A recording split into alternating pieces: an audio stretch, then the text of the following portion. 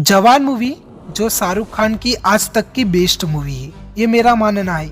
वो क्यों, तो आज पूरी डिस्कस इस वीडियो में मैं करने वाला हूँ। तो वीडियो को बिना स्किप किए हुए देखना। शाहरुख खान की दीवाना मूवी से शाहरुख खान को बॉलीवुड में एक नई पहचान मिली, जो शाहरुख की फर्स्ट मूवी है। उसके बाद उन्होंने पूरा फोकस एक्टिंग में डाला। बड़ी मुश्किलें आई, कठिनाइयाँ आई, लेकिन जैसे जैसे काम करते गए वैसे ही उनकी पॉपुलैरिटी बढ़ती चली गई। लेकिन साल 1993 24 दिसंबर को जब डर मूवी आई, तो उस मूवी का डायलॉग I love you, किरण। इस डायलॉग से उनके नए फैंस बने। फिर उनके पूरे बॉलीवुड में एक अलग पहचान बनी। उसके बाद उनको जमाना दीवाना, करण अर्जुन, अंजाम, कभी हाँ कभी ना, यस बॉस जैसी अच्छी मूवियाँ बनाई, जो कि 90s में देखी जा चुकी है। लेकिन साल 2000 के बाद सारी मूवीज में कुछ खास देखने को नहीं मिला। मतलब कि जो मजा 90s में था, वो मजा 20s की सदी में देखने को नहीं मिला। 20s में 1-2 का 4, स्वदेश, फैन, जब हैरी मैन, सेजल, जीरो जैसी मूवियाँ की, लेकिन उन सब में कुछ खास रिस्पॉन्स नहीं मिला। हाँ, उनकी चेन्नई एक्सप्रेस मूवी थी, जो कि बॉक्स ऑफिस पे अच्छी कमाई की। लेकिन जब 2023 में एक मूवी बन के आती है पठान, जो कि मूवी रिलीज होने से पहले ही चर्चा में रही थी, बहुत लोगों ने पठान मूवी को बॉयकॉट करने की सलाह दी थी। पूरा social media boycott Pathaan hashtag से भरा पड़ा था।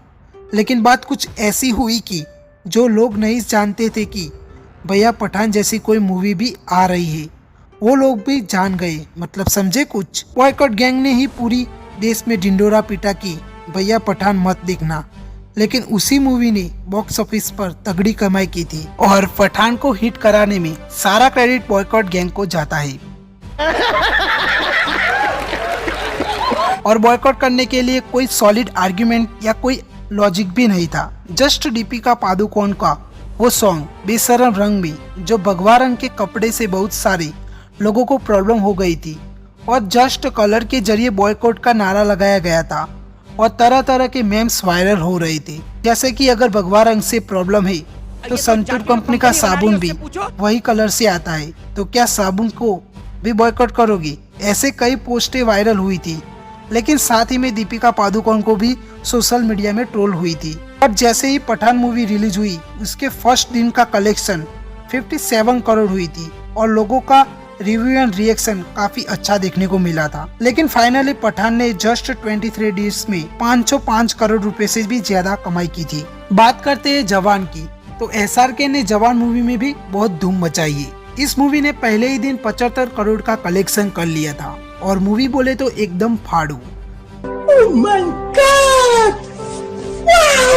मूवी में बताया गया हर एक सीन सॉलिड है, और ये देश की जनता को भी देखना और समझना चाहिए। सबसे पहले तो एक ट्रेन होती है, जिसे हमारे प्यारे शाहरुख खान और कुछ लड़कियां ट्रेन को हाईजैक कर लेते हैं एंड सरकार से मोटी रकम लेने के लिए बोलते हैं। और जैसे ही सरकार उनकी मांग पूरी करती है, वैसे ही 40,000 करोड़ सारे किसानों की लोन माफ हो जाती है। मतलब डायरेक्टली उन सारे किसानों के अकाउंट में पैसे पे कर देते हैं। इसमें एसआरके और सारी गर्ल्स का ये मानना होता है कि बड़े बड़े बिजनेसमैनों के लोन माफ कर दिए जाते हैं, और वो भी बड़ी अमाउंट में, तो देश के किसानों के क्यों नहीं। इस तरह से फर्स्ट सीन मूवी में दिखाया गया है। और तो और इस मूवी में वोटिंग पे भी सबसे बड़ा सवाल पैदा किया गया है। मूवी में ये बताया गया है कि आप जिस हाथ से कुछ भी खरीद लेते हो, एक सुई से लेकर एक गाड़ी तक, तो कितने क्वेश्चंस करते हो। ऐसा जब आप 5 साल सरकार को वोटिंग करते वक्त क्यों नहीं पूछते, मेरे लिए क्या करोगे, रोजगार पे कितना ध्यान दिया जाएगा, फ्यूचर में कौन सा अच्छा विकास होगा, महंगाई पर कितना ध्यान दिया जाएगा। ऐसे कई तरह के सवाल पूछने चाहिए, जो कि इस मूवी में दर्शाया गया है। वैसे आपको पता ही है कि ये मूवी इनडायरेक्टली हमारी वर्तमान सरकार को ये सारे सवाल पूछना चाहती है, और लोगों का भी ये मूवी देखकर थोड़ी तो आंखें खुलनी ही चाहिए।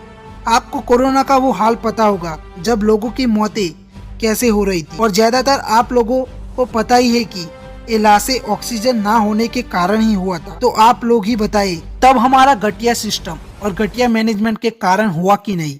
और बिल्कुल ही इसी तरह का सीन जवान मूवी में देखने को मिला है। दोस्तों, आप लोग ही बताओ कि जवान मूवी देखने के बाद आप उस मूवी का क्या ओपिनियन रखते हो। कमेंट सेक्शन में जरूर बताना कि आप जब भी वोटिंग करने जाएगी, तो तो अपने आप से ये सवाल पूछेंगे कि ये सरकार मेरे और मेरे बच्चों के लिए सही होगी? एजुकेशन सिस्टम पे कितना काम करेगी? रोजगार पे कितना काम करेगी? महंगाई को कहाँ तक ले जाएगी? ऐसा कभी सोचा है? नहीं। और ये सारी सिस्टम की जड़ तो हमारी गोदी मीडिया है, जो पूरे सिस्टम को हाइड करके आप लोगों का ध्यान भटकाती है। ये गोदी मीडिया महंगाई की बात नहीं करती, लेकिन पाकिस्तान की महंगाई की बात जरूर करती है, जबकि हमारे देश में कितनी महंगाई है ये क्यों नहीं बताती। हाल ही में एक ताज़ा उदाहरण है, मणिपुर पूरा डिस्ट्रॉय था और ये गोदी मीडिया ये बताती है कि सीमा हैदर आखिर क्यों आई, और तरह तरह के हेडलाइंस बताती है, और हम लोग बड़े एंटरटेनमेंट से सुनते भी है।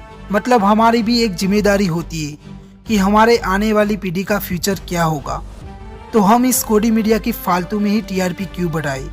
एनीवे, वैसे ही बहुत लोगों को पता ही है कि गोदी मीडिया के बारे में, तो ज़्यादा मुझे बताने की ज़रूरत नहीं है। और हाँ, जवान किस किस ने देखी है कमेंट करके बताना, और चैनल को सब्सक्राइब नहीं किया है तो प्लीज़ कर लेना। मिलूंगा नेक्स्ट ऐसे ही एक टॉपिक के साथ, तब तक के लिए जय भारत, जय जननी।